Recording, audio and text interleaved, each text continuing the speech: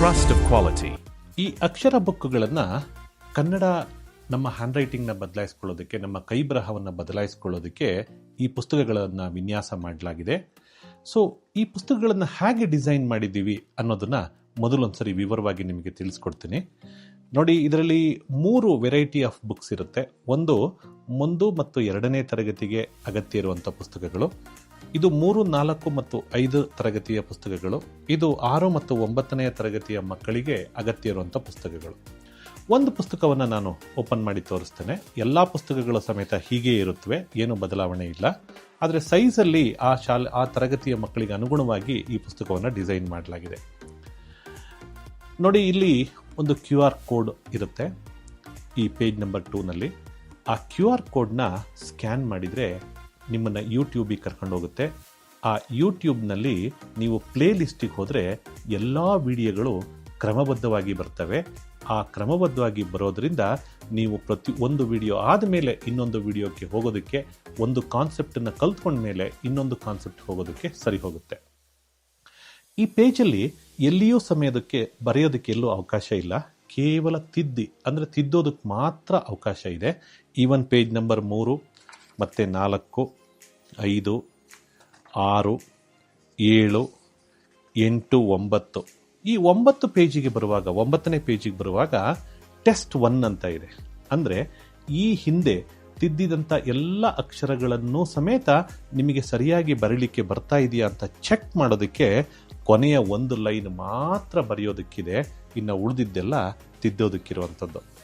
ಆ ನಂತರ page number 10 ಕೇವಲ ತಿದ್ದೋದಕ್ಕೆ, 11, 12, 13, 14, 15 ಪೇಜ್ ನಂಬರ್ 15 ಅಲ್ಲಿ ನಿಮಗೆ ಒಂದು ಲೈನ್ ಬರೆಯೋಕ್ಕಿದೆ. ಅಂದರೆ ಹಿಂದೆ ಬರೆದಂಥ ಅಷ್ಟು ಅಕ್ಷರಗಳನ್ನು ಇಲ್ಲಿ ಬರೆದು ತೋರಿಸೋದಕ್ಕೆ ಅವಕಾಶ ಇದೆ. ಸೊ 16, 17, 18 3 ಪೇಜ್ಗಳಾದಮೇಲೆ 3ನೇ ಟೆಸ್ಟಿಗೆ ಬರ್ತೀರಿ.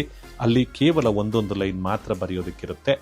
ಆ ನಂತರ ಪೇಜ್ ನಂಬರ್ 20, 21, 22, 23, 24, 25, 26, 27 ಇಷ್ಟು ಪೇಜ್ಗಳು ತಿದ್ದೋದಕ್ಕೆ ಮಾತ್ರ ಇರುತ್ತೆ. 28ನೇ ಪೇಜಲ್ಲಿ ಕೇವಲ ಒಂದು ಲೈನ್ ಮಾತ್ರ ಬರೆಯೋದಕ್ಕಿದೆ. ನಂತರ 29, 30, 31 ಇದೆಲ್ಲ ತಿದ್ದೋದಕ್ಕಿರುತ್ತೆ.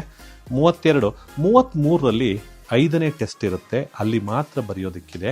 ನಂತರ 6ನೇ ಟೆಸ್ಟು 34, 7ನೇ ಟೆಸ್ಟು 35, ಜೊತೆಗೆ 36ನೇ ಪೇಜ್ನಲ್ಲಿ 8ನೇ ಟೆಸ್ಟ್ ಇದೆ. 9ನೇ ಟೆಸ್ಟಿಗೆ ಎಲ್ಲ 49 ಅಕ್ಷರಗಳನ್ನು ಸಮೇತ ನಿಮಗೆ ಬರೆಯೋದಕ್ಕೆ ಒಂದೊಂದು 2 ಲೈನ್ಗಳು ಕೊಟ್ಟಿದೆ. ಇದಾದ ನಂತರ ನಾವು ಕಾಗುಣಿತಕ್ಕೆ ಹೋಗ್ತೇವೆ.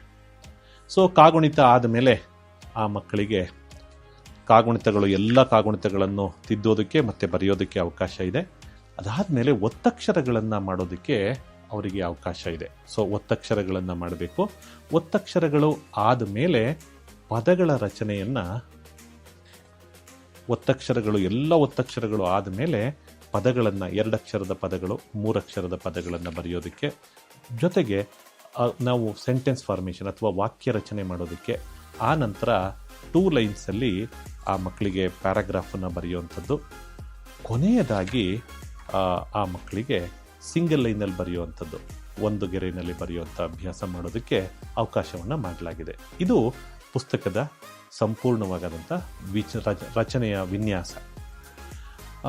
ಯಾಕೆ ಹೀಗೆ ಮಾಡಿದ್ದೀವಿ, ಹೆಚ್ಚು ತಿದ್ದೋದಕ್ಕೆ ಯಾಕೆ ಅವಕಾಶ ಮಾಡಲಾಗಿದೆ, ಹಾಗಾದರೆ ತಿದ್ದುವ ಪ್ರಾಮುಖ್ಯತೆ ಏನು ಅನ್ನೋದನ್ನು ನಾನು ಮುಂದಿನ ವಿಡಿಯೋದಲ್ಲಿ ಹೇಳ್ಕೊಡ್ತೇನೆ.